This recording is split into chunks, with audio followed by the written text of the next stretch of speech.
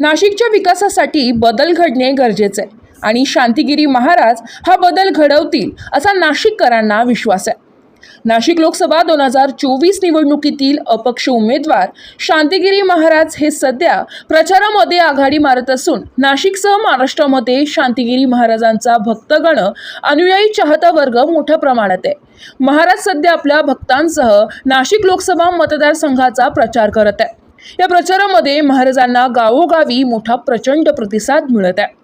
राजकारणात घराणेशाही सुरू आहे। बाबाजी संन्यासी असल्याने त्यांचा कोणीही रक्ताचा वारसदार नाही आहे, त्यामुळे ते जेही काम करतील ते नाशिकच्या जनतेसाठी करतील यामध्ये तीळ मात्र शंका नाही आहे। सध्या उमेदवार हे राजकारणासाठी निवडणूक लढत आहे, मात्र संन्याशी गादी असलेले शांतिगिरी महाराज हे नाशिकच्या विकासासाठी अपक्ष उमेदवार म्हणून नाशिक लोकसभा निवडणूक लढवत आहे।